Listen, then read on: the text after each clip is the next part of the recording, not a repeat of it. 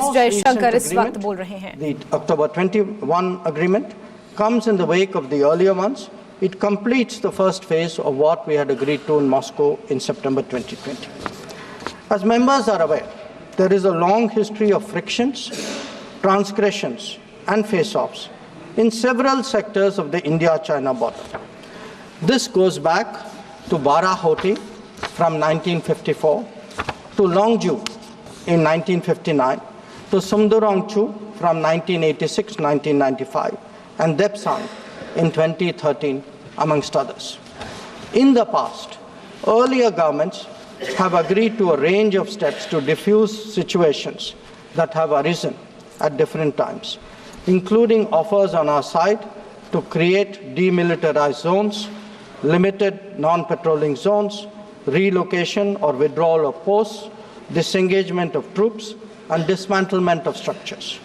Different locations have seen different solutions being examined.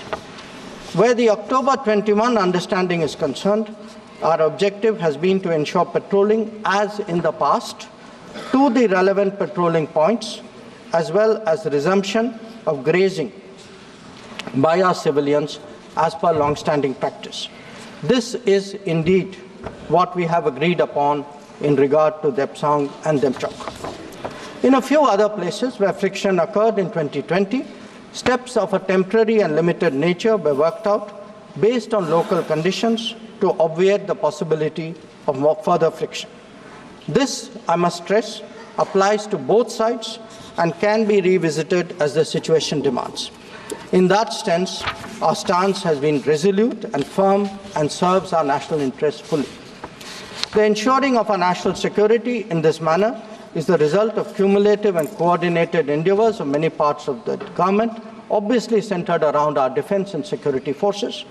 The competence and professionalism of our services in this period was displayed in our speedy and effective counter-deployment. In the negotiations with China, the defense and diplomatic arms worked in lockstep to ensure that our national interests were comprehensively met. Sir, in that context, the House would also recognize that there has been a significant improvement in the border infrastructure, which has made such effective counter-deployment possible. This is reflected, amongst others, in the increase of border infrastructure allocations in the last decade. The Border Roads Organization, BRO, alone has incurred 3 times the expenditure level of what it was a decade ago. Whether it is the length of the road networks, of the bridges, or the number of tunnels, there has been a substantial increase over the earlier period. Notable milestones in recent years include the Atal Tunnel to Lahul Spiti, the Sela and the Nechifu tunnels to Tawang, the Umlingla Pass Road in southern Ladakh, and the extended opening of the Zojila axis. Work is progressing on some strategically important roads and airfields in Ladakh. The adoption of new technologies in high altitude, remote, inaccessible, and permafrost areas has also been significant. All of this reflects the government's firm commitment to protecting our borders and ensuring that our armed forces get the facilities and the logistical support that they deserve.